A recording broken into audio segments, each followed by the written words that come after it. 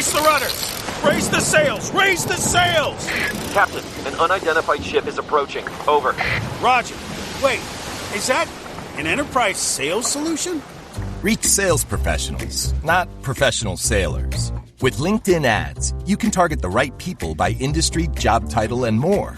We'll even give you a $100 credit on your next campaign. Get started today at linkedin.com/results. Terms and conditions apply. Hi, everybody.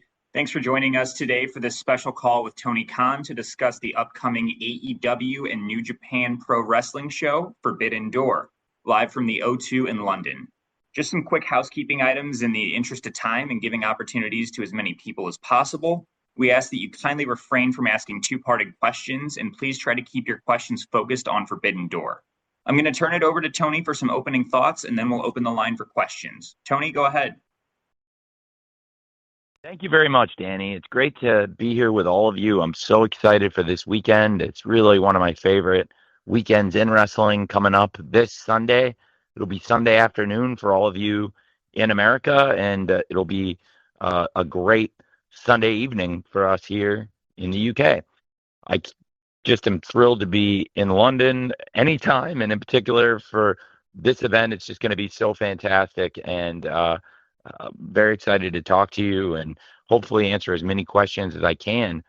So with that, Danny, let's start answering the Forbidden Door press call questions right now. Thanks, man. Let's do it, Tony. First up is John Alba with the takedown on SI, followed by Courtney Rice with Women's Wrestling Talk. John?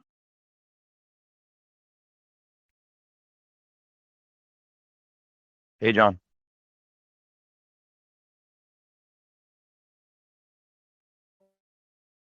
There we go. Now you got me? We got you, John. Okay, fantastic. Tony, always appreciate the time. Thank you. And hope you're enjoying your London trip. Forbidden Door, great gate, great crowd, I'd have to imagine. All Out, you guys have had an awesome advance for that as well. But WWE has taken up a lot of the media airspace over the course of the last few weeks with the ESPN deal. They announced the show that's going to go head-to-head with WrestlePalooza. This has been something that a lot of wrestling fans have been monitoring and wondering how you guys are going to go about planning out your show head-to-head with that. Do you have any reaction or anything that you can add in terms of what the plan may be moving forward? Well, I think we've had a great 2025 in AEW, and I believe in large part that's because everyone in AEW is really focused on making AEW a tremendous promotion and continuing this excellent year that we're having in 2025. We've had great pay-per-view shows, and I think AEW's had a great tradition of pay-per-view shows for many, many years. And our TV shows are as strong and as consistent week to week as they've ever been. Wednesday Night Dynamite's having a great year. Saturday Night Collision's having a great year. They've been excellent shows, and we've been able to grow the viewership. We ended 2024 and made a new arrangement going into this year where not only are we on TBS every Wednesday and TNT every Saturday for Wednesday Night Dynamite and Saturday Night Collision, but these shows also now live stream on HBO Max as part of a simulcast, and we've been able to not only add new viewers on HBO Max in this year, but also as we've been adding these viewers throughout the year, we've been able to grow our cable viewership, and we're really, really proud of that. And we think we've been able to grow AEW's TV viewership, which is the lifeblood of AEW, through continuing to put on these tremendous shows on Wednesdays and on Saturdays, but also through the support of the fans, which has just been so excellent for AEW in 2025. And I want to keep doing that. And so we're very focused on AEW and making the shows tremendous. I think we'll have a great Collision on Saturday. I'm really excited about that event. There's great, great matches on that show. Great matches like the Young Bucks taking on Roderick Strong and Kyle O'Reilly. A rematch from Wrestle Dynasty with Tomohiro Ishii, who's a great star from New Japan Pro Wrestling, and it's somebody who's been a great star in AEW, taking on another person who's a top star in those promotions all over the world, frankly, and also the winner of this year's G1 Climax, which is Konosuke Takeshita, who we're so excited to have back in AEW on Collision. and further great matches like Sky Blue and Julia Hart taking on Willow Nightingale, Queen Aminata, and so much more this Saturday. And I think going into this Sunday's huge pay-per-view event, having that great momentum of the TV shows has really been a big for us. And we've continued it in Q3. We're having a good year in 2025, and Q1 was bigger than Q4 of last year. Q2 was bigger than Q1, and now in Q3 we've got a legitimate chance to continue that growth with great ratings in recent weeks on Dynamite and another strong quarter for Collision. And I think all these great things have come together to really build a lot of excitement inside AEW and outside AEW and all around the company. So I want to be able to continue that. And I think the most important thing for us to do that is to talk about AEW and work really hard on AEW every week. And it means not focusing on necessarily what every wrestling promotion is doing, but I do like watching wrestling and keeping up with what other wrestling promotions are doing. And we've been in business since 2019, and in every one of those years, there's been other wrestling promotions at times doing some very cool things as well. And at the very best of AEW, I think we've been just super focused on what we're doing, not on being the only wrestling company on the world, but trying our best to be the best. And I know we have the best wrestlers, and this year I think we're doing the best TV shows, the best pay-per-views, and I know we have the best fans. So thanks for asking, and definitely it's going to be an exciting few months, and this should be a great weekend this Sunday afternoon with Forbidden Door. Thank you, Tony. Courtney Rice with Women's Wrestling Talk is up next, followed by Andrew Baydala with Final Bell Media. Courtney?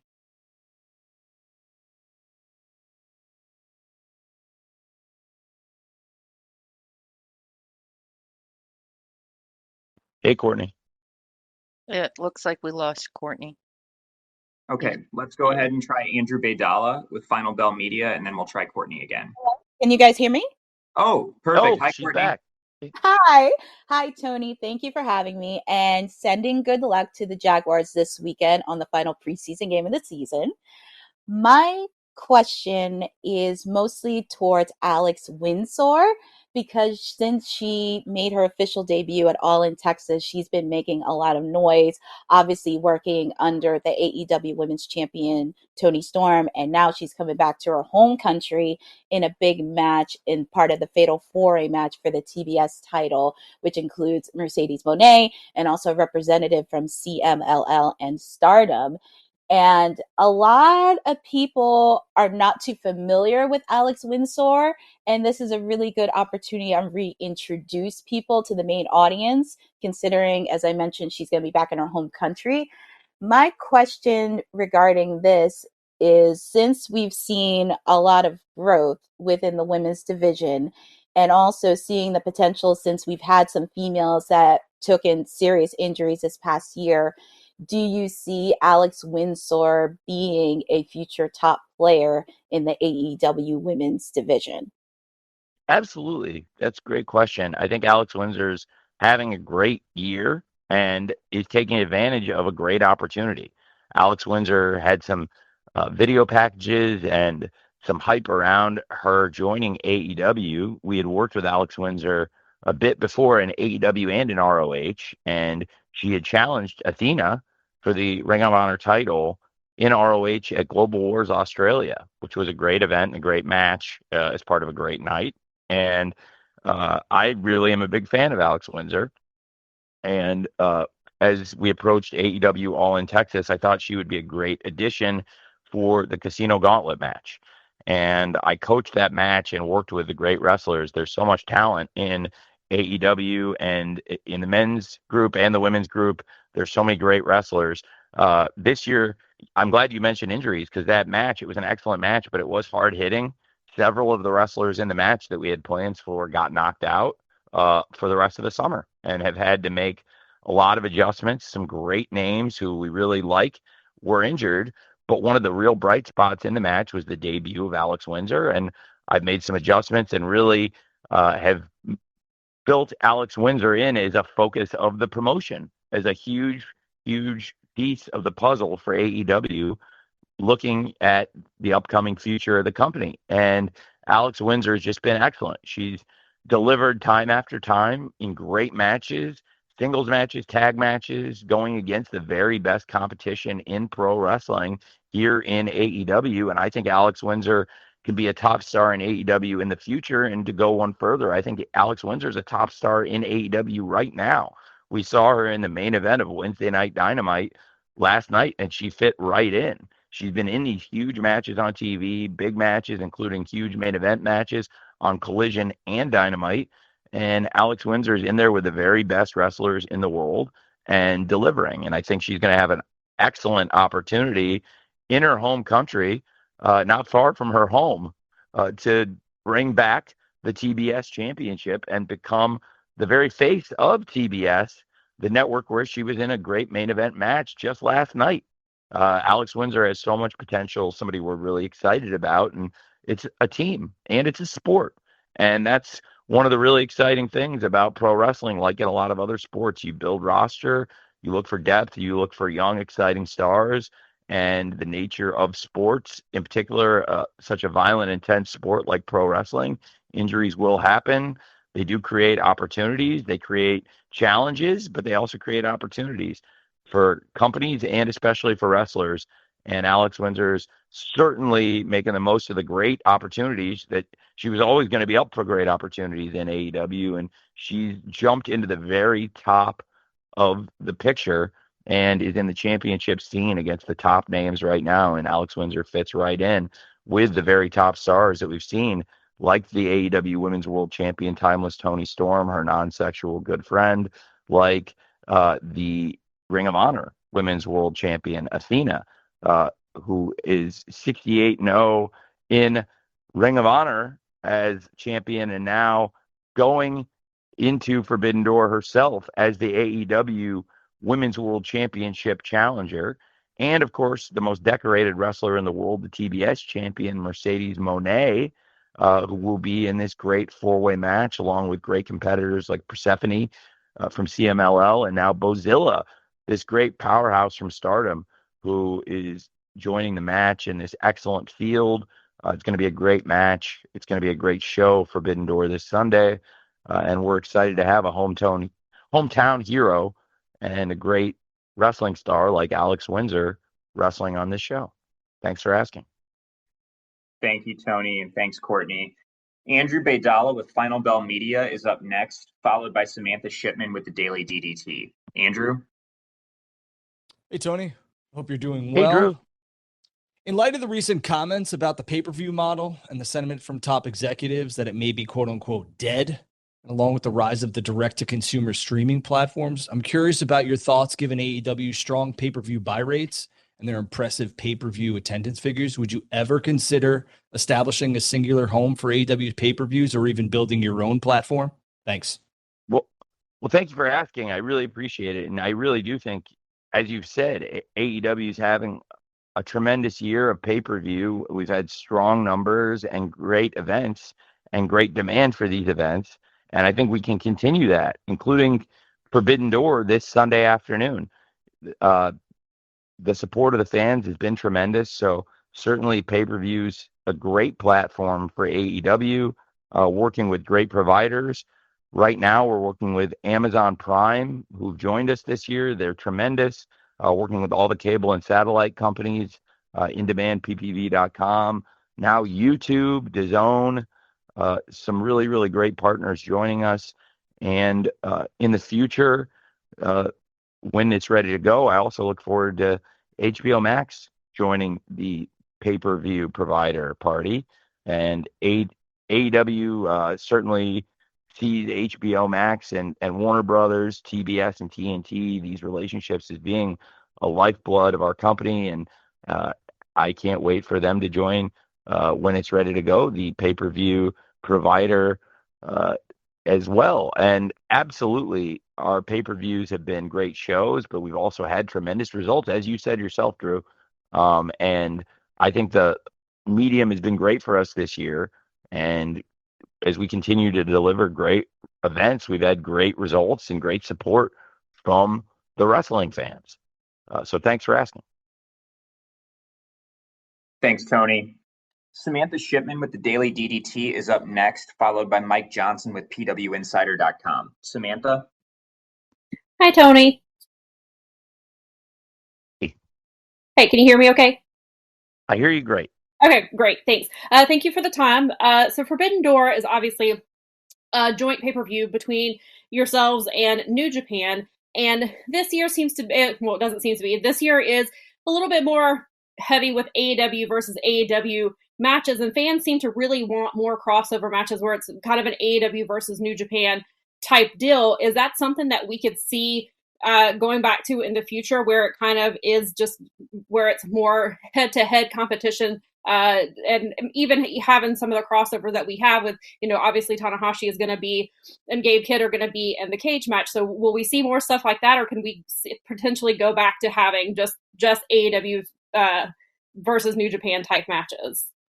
Sure. That's a great question. And this year, the schedule was very different, with Forbidden Door being moved to the end of the summer. And after the G1 climax, it meant that it would change how the event was presented this year. And we've been able to take advantage of it. And I think in a lot of ways, it make the most of it. It does mean less participation this year in some ways from New Japan Pro Wrestling and Stardom, because both of them have been involved in some of the biggest tournaments and biggest events in their respective calendars with New Japan Pro Wrestling and Stardom, which is why Bozilla is just joining the field this week.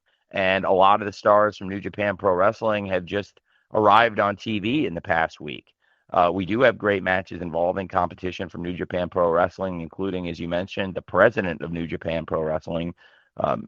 Tanahashi himself, teaming with the fan favorites for the greatest fan favorites to go with another legendary fan favorite, Tanahashi, of course, him teaming with Kenny Omega and Kota Ibushi, the Golden Lovers, and Will Ospreay and Darby Allin. It's a fantastic group. And of course, Gabe Kidd joining that team of rule breakers, along with the Death Riders and the Young Bucks. And a lot of these men do have great history in New Japan Pro Wrestling, certainly, and in AEW. But yes, this year, there are more AEW wrestlers up and down the card because of the availability. I think it made all the sense in the world. I was told a lot of the New Japan wrestlers were not going to be available until the week of the pay-per-view, which is not, in which in this case is something that I took on and said, okay, well, we're going to use the best wrestlers to put on the very best event. And I think fans are really excited about the matches, whether it's the lights out cage match or something like the TNT Championship match with Kyle Fletcher, which I'm really excited about, to have Hiromu Takahashi here as the challenger. He's somebody who I've had circled for a long time, and he was able to come in a week ahead, but still not very long before the event. But he was able to get in a week ahead and been on TV the past couple weeks, which has been great. Last year, as an example, I have seen at times that the more you get the wrestlers from New Japan in, introduce them and give them opportunities to wrestle on television and introduce them to the audience, they really are a great group of wrestlers in New Japan. They deliver in these spots, but there has to be availability. And this year was certainly for us, with that availability, I wanted to slot them in and make the very most of the participation of great wrestlers from New Japan Pro Wrestling and Stardom. But again, a lot of them didn't arrive until this week, in addition to Hiromu coming in last week. So this year, the cadence is a little different, but I do think in the future, as we move back to Forbidden Door coming a little sooner and probably typically before the G1 and before the Stardom Grand Prix, I think it creates more opportunities for more participation. And I'm just going to do what I think is best for the event. I'll give you a great example from last year using 3 wrestlers I really like and something that I thought worked out really, really well. Also, I'm not really sure who leaked this, but, a few people knew about it, but a very, very few.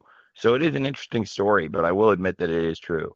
Last summer, one of my favorite wrestlers, and he is still one of my favorite wrestlers in New Japan Pro Wrestling, but last summer, I was looking at using somebody who's not available at all this year, who I would have loved to have used on the card, but he's just not able to come at all. it's not like he wasn't just available for the TV. He's not even available to come to the pay-per-view at all, even though he's a great wrestler. And that's Yota Tsuji. I think Yota Tsuji is excellent pro wrestler, and he's participated in the event in the past. But I'd like to have used him more and more in the event. And last year, I had maybe envisioned a bigger role for him. I had considered him possibly as a title challenger to Swerve Strickland. And a few people said to me, he's a great wrestler, but no matter how much we do on TV for a champion like Swerve, who's at the time was a newer champion, a first-time world champion, and being established, a few people, and I think they were right, that had the best interests of Swerve and AEW said, we think like a more established wrestler, even if it's not a New Japan wrestler last year, might have been the best thing for the Forbidden Door pay-per-view and the fans, and somebody that would give Swerve a great opponent and do the best things for the fans and AEW, the promotion, and everybody involved in Forbidden Door, including New Japan.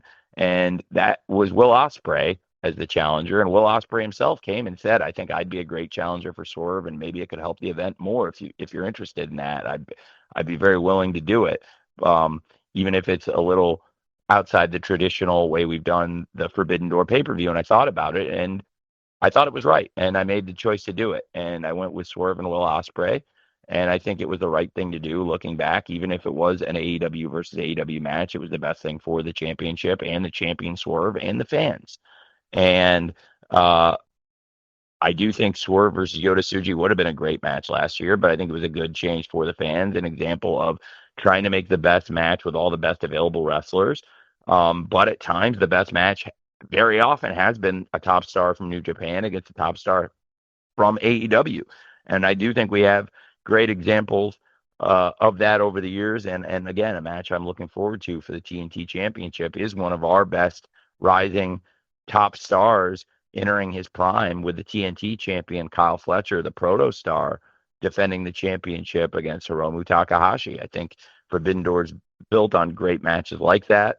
Participation from promotions, again, like this 4-way TBS championship match that we were talking about, with multiple promotions involved, with the TBS champion Mercedes Moné defending against the aforementioned Alex Windsor and this CMLL rep Persephone, and Stardom's Bozilla.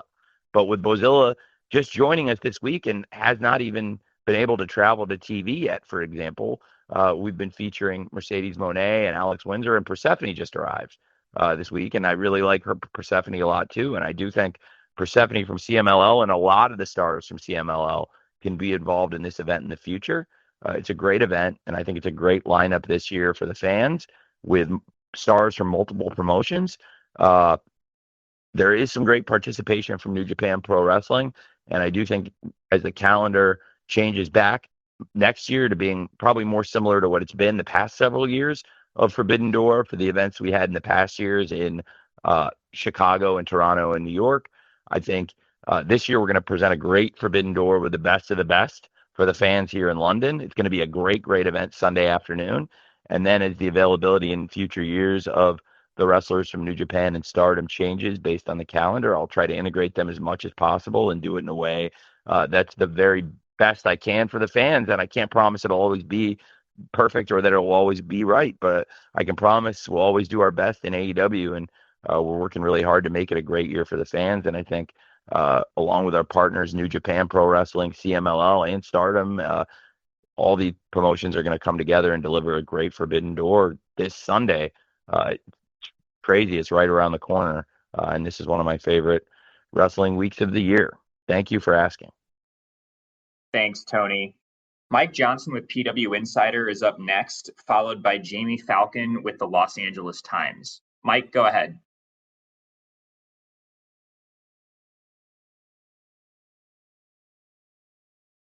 Hey, Mike.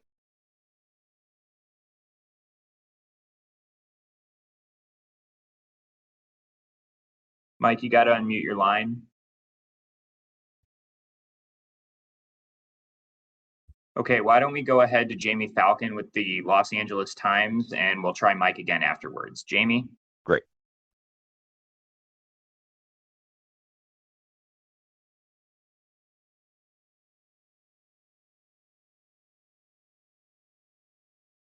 Jamie, we're ready for you if you can unmute your line. Sorry, folks. So I just wanted to follow up on this last question. What is the balance like to make multiple promotions happy? You're dealing with three outside promotions and yourself. How are you finding the balance to keep everybody together, everybody going forward, and everybody ready to continue to participate in things like this? Well, in this case, AEW's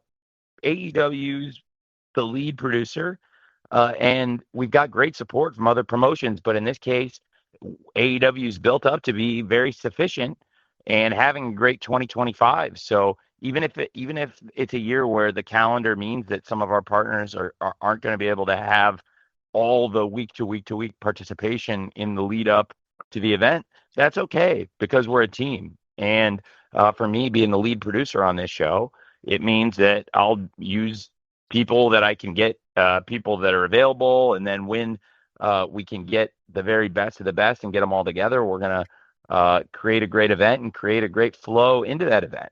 The original Forbidden Door was one of the most challenging things I've ever worked on, and it was nobody's fault. It was just due to a combination of a series of injuries that happened, and then injuries and illness at an unprecedented rate over the month leading into the event. Wrestlers on both sides, and we made change after change after change. And even with all the changes, it turned out to be one of the greatest events in either promotion's history. Certainly for us in our short history in AEW, that original Forbidden Door is one of our greatest events. Now with Wrestle Dynasty, that was different this year because New Japan Pro Wrestling was the lead producer on that event. I was in Charlotte producing Collision. And that to me is being a team player. And I think it's noteworthy. That was a really important night for us. And I know there's going to be 52 collisions throughout the year. We're having a great year on Collision. And it was a conscious choice, knowing that it's a huge night for the promotion, but it's also a huge night for our partners. And they're in the Tokyo Dome and they need our help. And it's our first collision of the most important media rights deal we've ever done. It's a huge night for the company, that first collision show in Charlotte, but I had still went to support my partners with a lineup that included Kenny Omega's return to the ring and top stars like the Young Bucks, Mercedes Moné, Brody King, Ricochet, Mina Shirakawa, Takeshita, so many of our great stars. And Takeshita is now gone representing both companies since then and delivered in the G1. Looking back at the stars, specifically representing AEW that day, so many of the biggest and best names in AEW, we sent them to join the group to help the team, including AEW, but also the lead producer of the event, New Japan Pro Wrestling, their sister company Stardom, and we all worked together. And that was one of those days where I said, okay, if a lot of the big AEW stars aren't going to be at this first collision, we'll make it a great show. We had great matches on the show, huge TNT title fight, a huge tag team title fight, a lot of great things on the show. But certainly a lot of the great stars were also that night at Wrestle Dynasty, where our partners are the lead producers on the show and we're helping them with that event. And it's a team. So we all try to support each other and the needs of the calendar. And at times, going into the shows, if it means sending some of the top stars from one promotion to the other, it's a balance. And I think we all work together really, really well. This has been kind of a different year in the calendar with All In Texas moving. And this weekend in the past has been All In at Wembley Stadium the last few years. Forbidden Door, typically the first 3 years we did the event, again, the aforementioned events in Chicago, Toronto, and New York, all those events were a little earlier in the summer. So it's just a different calendar, and we made it work this year. Still waiting. And I think that, for me, yes, I'm glad you asked about it, but definitely for AEW as a promotion and for our partners with AEW, I do think, it's going to be a great event. And whenever we have to support each other or change our lineup, whenever we have to do anything to help our partners, I really feel like AEW, New Japan Pro Wrestling, Stardom, CMLL, all like working together and try to help each other whenever we can. Thanks for asking. Thank you, Tony. We're going to go back to Mike Johnson at PW Insider, and he'll be followed by Dominic D'Angelo with Brass Ring Media. Mike? I think I heard Mike back there, so I assume you got the mute. I think I'm back. I'm back. Yeah. All right. So my question kind of dovetails off what you were talking about a little bit about earlier. Yesterday, you guys were in Glasgow. Obviously, this weekend, London. Some of the biggest live reactions and live moments have taken place internationally for AEW this year, whether it be Australia, Mexico City, and so forth. How much would you like a balance between running outside the United States, given how hot those crowds seem to be every time AEW goes elsewhere? And how hard is it logistically to kind of bounce around and balance that United States versus the rest of the world? Well, we've got great fans all over, and I do like running the international events. We've had some of our biggest and best TVs of the year have been international shows, and we get great support all over. And we're going to continue traveling. Of course, right now we're in the UK, just had a great event in Glasgow, and now going to be a great pay-per-view this Sunday in London. These are going to be great crowds, and the London event in particular, it's going to be one of the top 5 biggest crowds, one of the top 5 most tickets sold, and top 5 biggest gates in AEW's history. And it's noteworthy that really 3 of our top 4 gates and 3 of our top 5 attendances have been in London. So London has been a great home to AEW, and there's a lot of international cities that have been great homes to AEW events. Grand Slam Mexico was one of the most successful shows in the history of AEW, and I just spoke about some of that great international cooperation that was on display there as they hosted us for Wednesday Night Dynamite Grand Slam in Arena Mexico, the home arena of our partner CMLL and the Cathedral of Lucha Libre. And of course, Glasgow was just tremendous last night. Those fans were excellent for Dynamite, and they are excellent for Collision as well. You're going to want to see that show on Saturday. It was just great, and it's going to be a great event leading into the Forbidden Door pay-per-view. The London fans, we know what they're capable of, but this is going to be our first time in the O2 for AEW. I'm so excited about that. I've been there for great events in the past, like big boxing matches, and my best friend Jack Whitehall hosted the Brits there.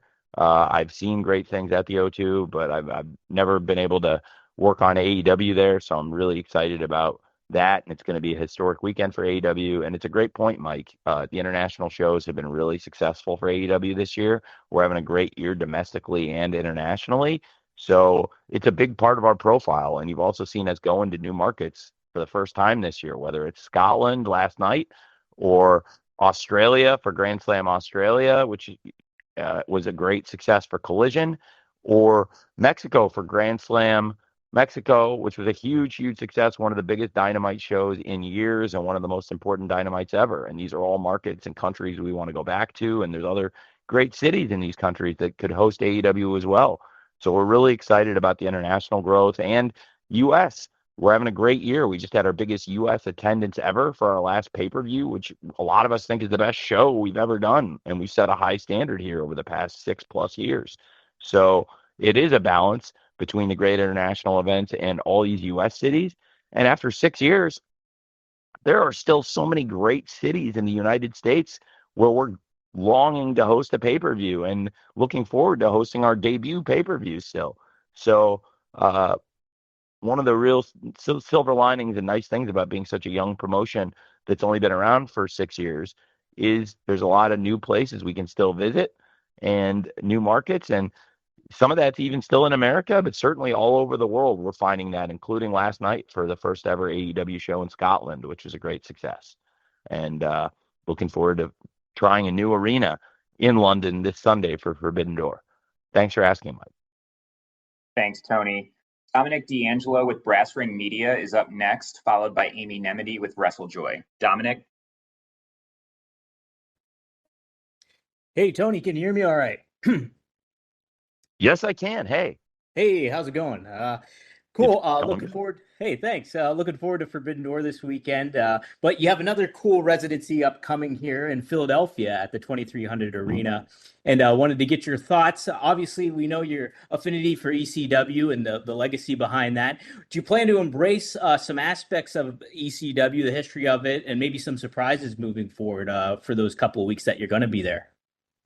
Well, there's been so many There's been so many great wrestling promotions and so many great wrestling memories in the city of Philadelphia, going back many years across multiple promotions and so many great decades of wrestling. For me, Philadelphia was the first place outside of my hometown, Champaign, that I ever saw wrestling outside of my home arena. It was known at the time as the Assembly Hall. Now it's called the State Farm Center. We've done two Dynamite shows there, about 5 years apart in 2019 and 2024. That was where I grew up. And the first place I ever saw wrestling outside of that building was in Philadelphia. Two nights around Philadelphia, and in particular, the 2300 Arena. It was known as the ECW Arena at the time. I have not been to the building in over 29 years. So I'm really looking forward to that. Over 29 years later, returning to a place I went to when I was 13 years old. I was just asked a question by Mike Johnson. I met Mike Johnson there as a 13-year-old. I've known him since I was a 12-year-old tape trader, along with several of you and a lot of the internet tape trading wrestling community that I've known since I was a small kid. And it'll be really, really neat to go back into that building 29 years later. There's a lot of great wrestling promotions that have history there. So numerous legends, whether they were there with Jim Crockett Promotions, the NWA, the WCW, ECW, Tri-State Wrestling, NWA, or Ring of Honor, or numerous other promotions that have competed there over the years. So many of these great names that are associated with that venue. I would like to have some of those stars on, and certainly we'll have a Ring of Honor pay-per-view event there with Death Before Dishonor that I'm really looking forward to, with some great matches. We talked about Athena, the Ring of Honor Women's World Champion, 68-0 in these matches in Ring of Honor, taking on Mina Shirakawa, the interim Ring of Honor Women's World TV Champion, who is also the closest friend and ally of the AEW Women's World Champion, Timeless Toni Storm. So some really exciting things happening across the promotions. Really looking forward to going to the 2300 Arena in Philadelphia for ROH and, of course, for AEW. I can't wait for those events. For ROH also, we just had a great event. If you didn't see the ROH show last week on YouTube, it came out last Friday, so it's been up for less than a week. I think it's really had tremendous feedback from the fans online who watched that event. We've put the shows each Thursday on Honor Club, including tonight, but also have been doing some special events on YouTube, showing some classic matches, even some recent classics, like the incredible main event of Supercard of Honor with the Takeshita versus Bandito championship match. And now there's a lot of hype around this Bandito versus Hechicero championship match. I had kind of dreamed up a trailer, a vignette to build up that match, and I thought the production team really delivered for that, and it came out tremendous. That hype around Hechicero versus Bandito for the Ring of Honor championship, and there's going to be some great events in the 2300 Arena, and hopefully we can add to the tradition. There's been a lot of great ROH shows there, and I want to continue that tradition and then build a new tradition, I hope, of AEW in the 2300 Arena with those incredible Philadelphia wrestling fans. They are truly some of the greatest sports fans in the world, and in particular, Philadelphia, I think, has some of the very, very best wrestling fans in the world. So I'm excited to do several weeks of shows in Philadelphia, which is coming up very soon. Thank you, Tony. Amy Nemedy with WrestleJoy is up next, and she'll be followed by a writing question from Bill Bodkin with the Pop Break. Amy?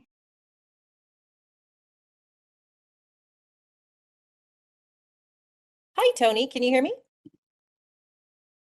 Hey, We can yes. hear you. Hi. So I want to talk about this steel cage match at Forbidden Door. We have this dream team lineup, but specifically, I want to talk about Hiroshi Tanahashi. So AEW and New Japan, you've had an incredibly close working relationship over the last few years, particularly with regards to yourself and New Japan President Hiroshi Tanahashi. At Forbidden Door, we will see a completely unique and unprecedented scenario. The president of New Japan fighting in an unsanctioned, lights out match in a steel cage. Can you talk about how this came together and what it means to be able to host Tanahashi's final UK match here at Forbidden Door in London? Thank you. Yes, I'm really glad you asked. Thank you. Well, I was in Chicago. It was a while ago. This would have been even before the residency, but I was in Chicago and I went out after one of the shows, and I was sitting there putting ideas for a card together, sketching out an outline, and I had this idea: lights out steel cage match. It just sounded so exciting, and having some of the top stars from AEW and New Japan, the top villains and the top fan favorites coming together and making these dream teams of top stars. And it's come together incredibly well. It's exactly the lineup I would have dreamed of, to have these 10 men fighting in this match, some of the top stars from AEW and top stars from New Japan Pro Wrestling, and several of them who have been the very top stars in both promotions at times, which I think is really exciting and compelling. It's just a great group of a mix of the AEW stars, the New Japan stars, and people who have been stars in both promotions. And a who's who, as you've said. I'm tremendously excited about it, and I just kind of wrote down this group of wrestlers and this idea: lights out steel cage. Our first pay-per-view lights out match was the original Full Gear, and it was Kenny Omega versus Jon Moxley. And that was our very first year as a promotion. And now we have Kenny Omega, we have Jon Moxley. They've been top stars and focuses of AEW from the very, very first event we ever did. And they were in our first ever pay-per-view lights out match. And now to have them as part of this huge 10-man match with lights out steel cage, it's really exciting. I think it's going to be very compelling, and people are fired up about it. And I'm excited for it. I think it's just going to be a great, great match as part of this great event. And I had thought about it, and basically I asked Tanahashi if he'd want to do it, and he said yes. And so that's it. We were excited, and as you heard, Will Ospreay very excited about the event. Will Ospreay's been dealing with injuries, especially since he was attacked at AEW All in Texas. He was part of one of the greatest tag team matches we've ever had, a very important, significant match in AEW this year, with the Young Bucks taking on Swerve Strickland and Will Ospreay. And it was a great wrestling match, not only a great match, but certainly had major effects on the promotion. And then in the show, Will Ospreay attacked, suffering from neck injuries, and participating in this match. He's very emotional about it, and about having this opportunity to compete in his home country in an arena that's just minutes from his home. And we're excited about this lineup and about this match. I think that it's going to be a tremendous event and a tremendous match. And as for how it came about, I was just sketching out ideas, and I thought this would be really cool. And I asked Tanahashi, and he said, I would love to do that. That sounds really cool. So that's how it happened. Thanks for asking. Thanks, Tony. I have a write-in here from Bill Bodkin with the Pop Break, and this will be followed by Richard Breslin with Lad Bible. So, Tony, you alluded to this a little bit earlier, but can you share some of your thoughts on Bozilla and her debut on Sunday in the four-way for the TBS title? Yes, I really like Bozilla. President Okada and I had talked, and he is doing a great job. He has his Grand Prix, and for the scheduling of Forbidden Door, we wanted to start in participation, and Bozilla was my very first choice for somebody that I wanted to have in AEW, and she wasn't available until this week, and has just become available in recent days and announced her participation, and I'm very excited about it. I also think for a European pay-per-view, having a European star like Bozilla, who's a second-generation star and has a great wrestling mind in addition to these great physical abilities, and really growing into becoming an excellent wrestler. I really think Bozilla is a great talent and somebody that I wanted to have on the Forbidden Door show. again, she wasn't available until just these past few days, has just now become available to join us here for this event. And it's going to be great. I'm excited to meet with Bozilla, have her working with AEW, but also representing a great promotion in Stardom that we love working with. And we appreciate Stardom sending one of their very best stars like Bozilla to participate in this huge TBS Championship four-way match, along with CMLL's Persephone, the UK's great rising star Alex Windsor, and of course the TBS champion Mercedes Moné. Thanks, Tony. Thanks for asking. Richard Breslin with Lad Bible is up next, followed by Jason Powell with ProWrestling.net. Richard?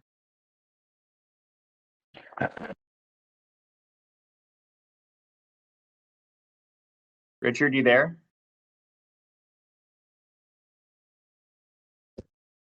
Can you hear me? Yes. Hey, yes, we do. Hey, Richard. Brilliant. Hello. Yeah, thank you.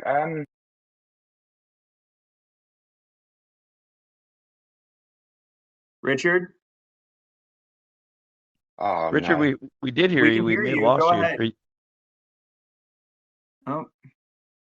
Yeah, you're still here, Rich. Yeah, I'm here. Okay, go ahead. Great. Oh, brilliant. Sorry. Right, yeah, I'm getting used to this call. It's my first time. My apologies. All good.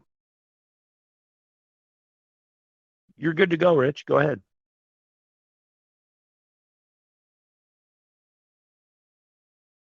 Hello? Yes, we can hear you, Richard. Go ahead, Rich. ahead. Go ahead. You can ask your question. It's okay. Sorry. Yeah, I'm not used.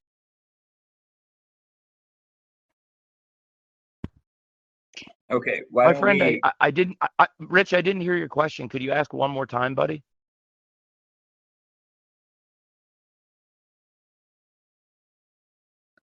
Maybe. I think he's on a mobile and he keeps losing signal. Oh, then maybe that's it. Because Rich, he's unmuted.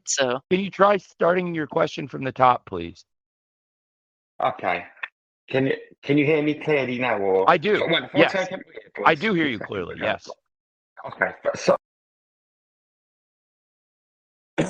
I've just got back from Collision and Dynamite last night. Yes. Absolutely fantastic show. Looking forward to Forbidden Door this weekend. My best friend and son. A bit of a different question. I really enjoyed AEW Fight Forever when it came out. It's a game I enjoy playing a lot. Are there any plans to maybe consider doing a sequel to AEW Fight Forever? And if so, what lessons may have been learned to improve the game? And would you maybe consider a different developer than yours? Well, these are great questions, Richard. So I love pro wrestling, and I'll be the first to say that I'm not the biggest expert in the world on video gaming, and I like to play games, but I'm not the expert, and there are great experts in the world about it, and I tried to take insight and advice from people in AEW and people around the developers, and absolutely we learned a lot in the making of the game, and could take that in the future, I really believe, to make the next game much better and learn from the experiences of doing that. But I also think that we're having a great year with our wrestling and our TV, our pay-per-views, and doing all kinds of great things that are our core competencies. And it's a great thought, and it's a very different question than the ones I've been getting asked about the pay-per-view, but it's a good question. And I'm not sure what the future would hold. I do think eventually there will be further AEW forays into gaming, different kinds of games, mobile games, different concepts, different platforms. I can't say for sure what they'll all be, because again, like I said, I'll never claim to be the world's biggest expert on video gaming, but I like it, and I know it's a huge part of a lot of our fans' lives. It's really important to a lot of our fans, and I'm trying to learn from that feedback. You just gave very balanced feedback, and I appreciate it about Fight Forever. And as with all of that, I'll take it under consideration. I think it's interesting points you made. and something for us to consider. But certainly we have learned a lot from the making of that game, and I do expect further forays into AEW gaming. As for when and where the next console game would be, I don't know for sure, but I think you're spot on that we can learn from that game, and if and when we're ready to do another console game, it would be with the benefit of the experiences from releasing AEW Fight Forever, which I appreciate you asking about. Thank you very much, Richard. And thanks for attending the AEW Dynamite and Collision shows in Scotland last night as well. We appreciate it. Thank you. Thanks, Tony. Jason Powell with ProWrestling.net is up next, followed by Cam Hawkins with Yahoo Sports Uncrowned. Jason? Hey, Jason.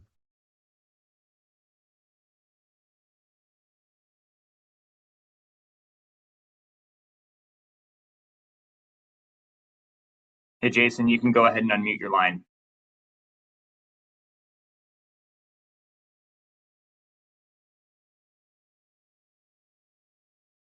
Okay, why don't we go ahead and try Cam Hawkins with Yahoo Sports Uncrowned, and we'll go back to Jason. Cam, you're up. Seahawk. Every time, Tony, every time. How are you today? I'm great, Seahawk. How are you, sir? Doing all right. Doing all right. A couple of days ago, I spoke with Swerve Strickland, and he mentioned that while, of course, John Moxley's title run was something that was written and produced, there was some truth in that, in who's going to step up, who's going to take it to the next level. And Swerve said right now he would identify himself, MJF, Will Ospreay, and Hangman Page, all people who have very significant roles coming up at Forbidden Door, as kind of the guys who have taken that extra step, kind of maybe put themselves out there a bit further than everybody else. Of course, without playing favorites. Do you kind of see that similarly, as that kind of being a core group of guys who are really looking to, take this thing AEW to the next level? I think that's a great group of core guys. And we've got a great core roster, women and men, that have been on the shows throughout 2025 in prominent positions. Those four have really delivered and been excellent this year. But I agree with him that, John Moxley's championship reign was very important. And we did see a number of wrestlers step up. We saw the company band together and get better. I do think it was all based in reality that we had a great champion, John Moxley, who set this very high standard. And the fans and the company and everybody wanted to see everybody rise to the challenge and get the very best out of the stars for somebody to step up. Hangman Page is the person that won the Owen Hart Foundation tournament, went to AEW All in Texas, and stepped up and won the world championship. But we saw the roster step up around him. We saw great wrestlers like Swerve Strickland and Will Ospreay, who teamed up to have one of the most important matches this year in AEW, and one of the best tag matches we've ever had in AEW. One of the best matches start to finish with Swerve and Ospreay versus the Young Bucks on, I think, our best show, top to bottom, we've ever done. I do think those four that you mentioned, Swerve, MJF, Will Ospreay, and Hangman in particular, those four have been tremendous this year. And there's a number of wrestlers that have really stepped up throughout the year. But I think that's a good call by Swerve. That's a great example of four that have really stepped up. There's other great stars, just to use some examples. And this is not certainly meant to be a complete list, but some people that have returned to the promotion that have a lot of momentum and excitement around them. Darby Allin would be a great example of that, who had been away, and we're happy to have him back. We've had some injured stars, some of our most important top people like Jay White and Orange Cassidy, who have both held championships in AEW, but neither of them has been the world champion in AEW, at least not yet. Jay White is somebody who was having a great year and somebody we really believed in and got off to a great start this year before his injury, and was certainly very much a big part of the promotional plans and focus. Orange Cassidy also always a top star on AEW TV. So that's another great star that has been out for a lot of 2025, and we've been able to band together and have a great 2025. Well, some of the big stars have been out. Those four gentlemen that you mentioned have all delivered, in particular the four that Swerve listed, himself, along with Will Ospreay, MJF, and Hangman. John Moxley, we said, great champion. He has to be listed as one of the top people that stepped up for the promotion. A number of women throughout this year have been focuses of the promotion, including the top two champions, the world champion Timeless Toni Storm and Mercedes Moné, and a number of other great female stars that have really lifted the company throughout the year and been top stars week to week. And we've had a great consistent roster. The TNT champion Kyle Fletcher is somebody who's really stepped up and delivered this year. And we're really excited about the company. We have a great group of young wrestlers. We have a great group of champions, former champions, people that have held titles in the promotion this year and are chasing titles now that we're very excited about. I think that it's going to be, not only has 2025 been a great year, but I think the rest of 2025 is going to be a great year for AEW. And I'm excited for the Forbidden Door show this weekend. And that core roster group has just delivered for us. They've been absolutely fantastic this year. Mark Briscoe is another person that I would put in that group of people that are really delivering. But I think Swerve's onto something. Those four guys are doing a fantastic job. And along with some of these great women and some more of these great men that I've listed, I think you definitely listed a great group that's doing great things for us. Thanks for asking about that. And Appreciate your thank time. you, Best of luck to you this Seahawk, weekend. for great question, Seahawk. Thank you. Appreciate it. Take care. Great. Thanks, Tony. We've only got time for a couple more, so we're going to try Jason Powell with ProWrestling.net one more time and then end with Brian Zillum from PW Torch. Jason, go ahead.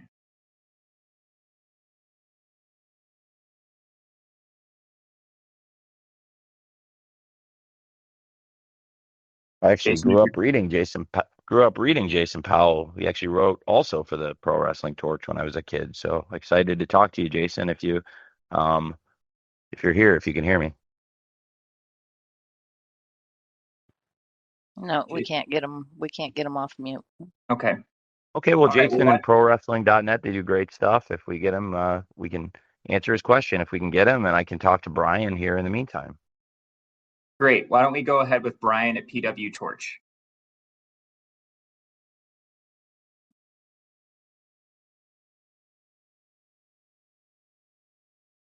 Let's have a torch talk, Brian. Tony, can you hear me okay? I do. All right. I appreciate that. I might have to actually steal that. I don't think I've heard that one before. My question. Don't let Wade hear you say that, please.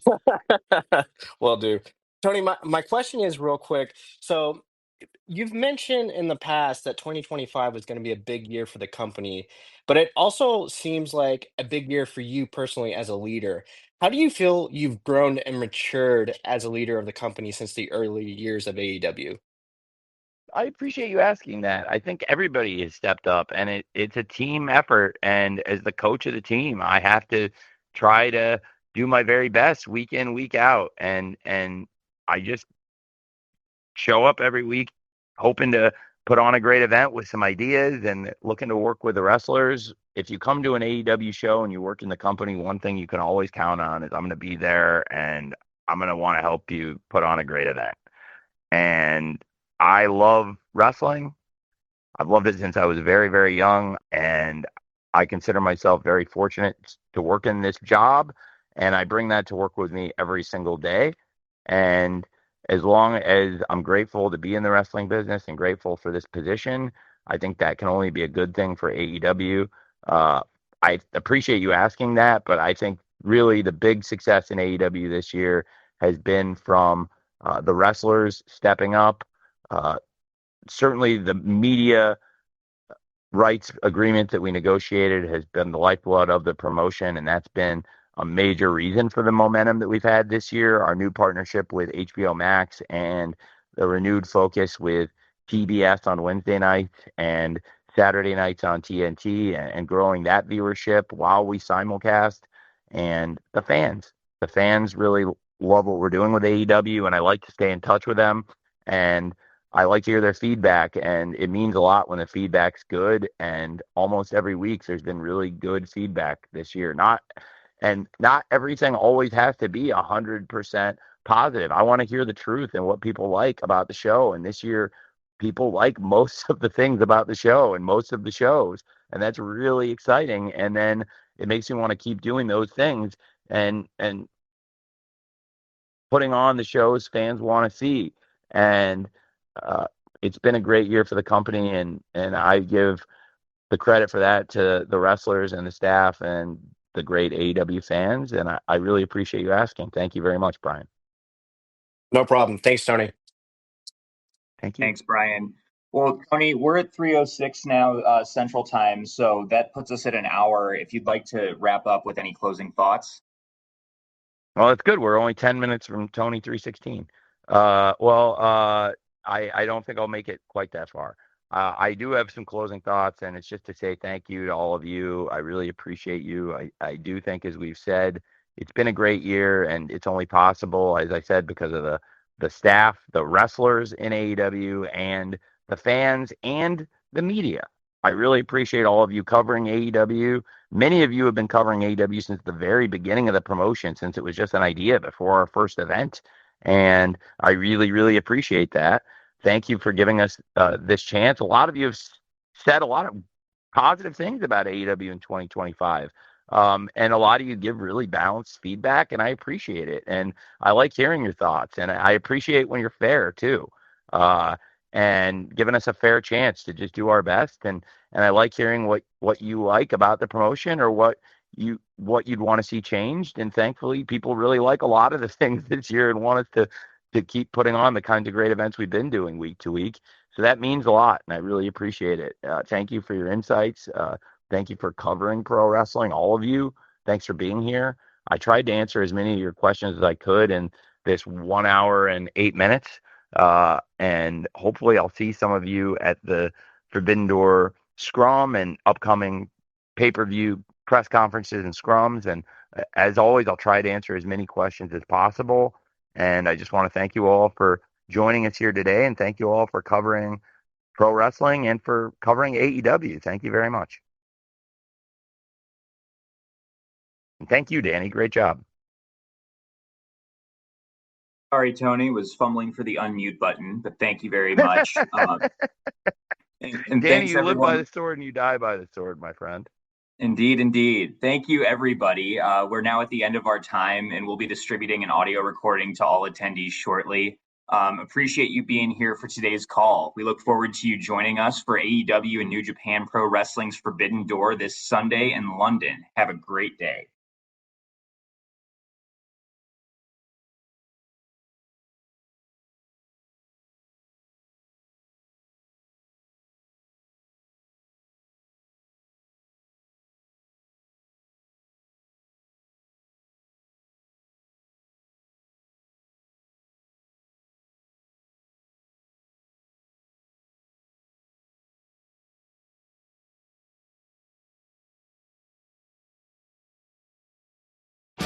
This episode is brought to you by Netflix. Becoming the most valuable sports franchise in the world doesn't happen without risk. A man who's willing to bet it all, and the players ready to make their own luck.